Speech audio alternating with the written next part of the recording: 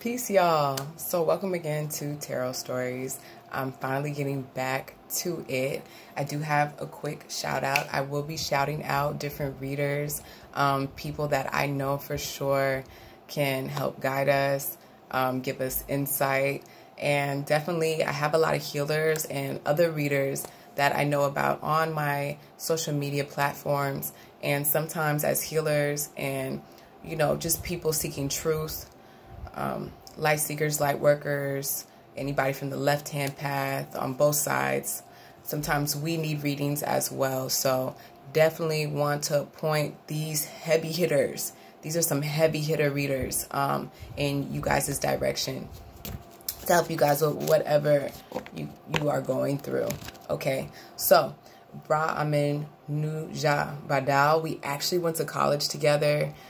So I've known of Ra for a while. I've actually been getting readings from Ra since last year, and he's helped me through a lot of situations with just pure wisdom. Nothing that I wanted to hear, nothing that I would have, things that I might have known but needed to kind of be said as well. And I've just noticed a difference in my relationships. I've noticed a difference. I've been able to get more disciplined with my spirituality. I've literally been meditating every day now since I've had a reading with Rob recently. And it's beautiful when someone can inspire you to do better and be better. Just absolutely amazing. Now, his readings are free, but I do want everyone who gets a reading for Rod to please donate. Please donate, because it's not just going to be a reading. And I always like to tell people, you know, readings are cool, but it's the work you do after the reading. It's not like you just get a reading and, oh, like that's your future and that's it. That's not how it works. It's the work you do after the reading. We all have control in our fate and in our destiny, and you have to take responsibility. You have to take action.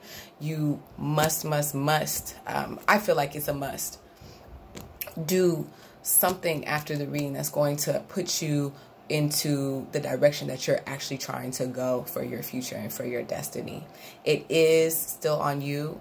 That we can't control everything, but what we can do is the little things to show the universe that we want to be aligned with our heart's desire.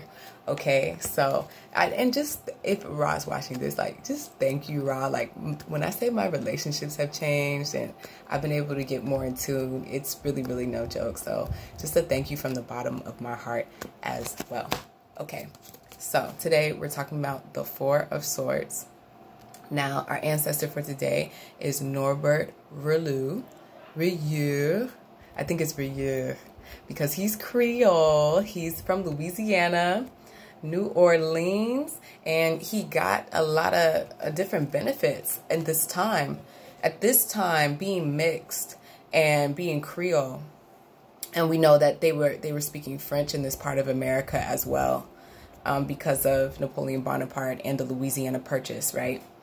But being mixed at this time was very beneficial. He was able to go to private school, a private Catholic school, and then he was actually able to go to Paris, go to school in Paris, get his engineering degree, study physics, and Norbert Rieu is the reason that we have refined sugar today.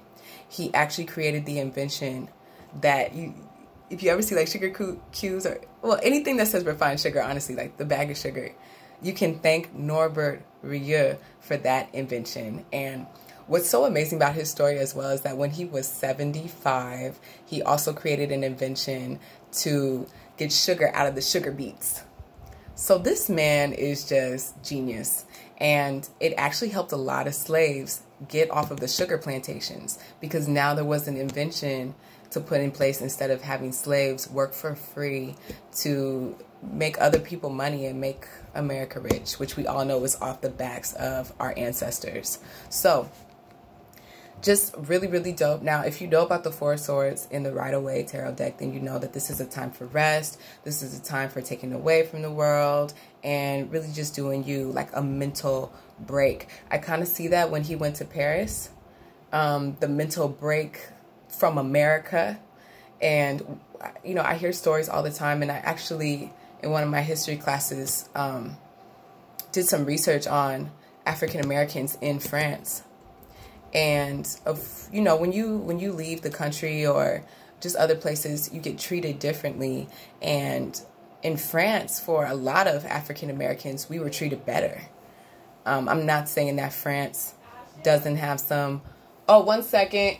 I'm not saying that France doesn't have some history, because the history that they have with Africans is horrible. But for some reason with African Americans, France treats or has treated African Americans a lot, so much better. So I think that him leaving the country also relates to the theme of this card. Now, our story is Akongo. Now, Akongo is the god in the, what would you call it? I don't want to say tribe, but I'm going to say tribe for lack of a better word. I think it's a democratic republic now, the Democratic Republic of Congo. But for the Congo people, Akongo was the supreme being, was creator, was God. As the story goes, and it's super short, he created mankind, created earth, and he actually lived among the people. But as people started bickering, arguing, and all the pettiness and petty conversations and stuff like that, as that started happening and going on, you can imagine how tiresome and frustrating that became for a creator, that became for Akongo. And so when he saw that the bickering wasn't going to stop between mankind, he actually left mankind and never ever returned.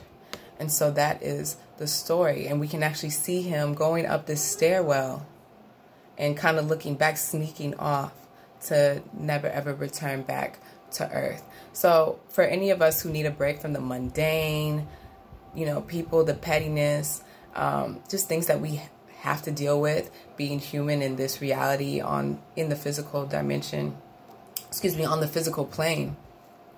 And the Four Swords comes up in your reading, you can think of Akongo leaving and just also take it as an omen, take it as a signal for you to also take a mental break. Take a mental break from just all the pettiness and all the things that might be plaguing you here. Okay, so I just find that super interesting. I know there are a bunch of intellectuals on my social media platforms, so I'm so interested in hearing what you guys have to say about God, creator, leaving mankind and never coming back. Because I hear people sometimes say like, oh, it seemed like God left us, and like, where is God? But I just hearing this story of like a whole set of people and how their God literally didn't come back, I just find that super interesting. And I'm wondering if you guys have some perspectives or paradigm shifts for us. So definitely peek in the comments if you see somebody drop a jewel, and drop those gems if you have them as well. Okay? All right. Thanks, y'all, again. Ashe again to Norbert Rieu. Ashe to Akongo. And just peace and blessings all the way around. Oh, and Ashe Tara Amenuja Badal. Okay? Definitely check him out if you have not already. All right. Peace. Bisous.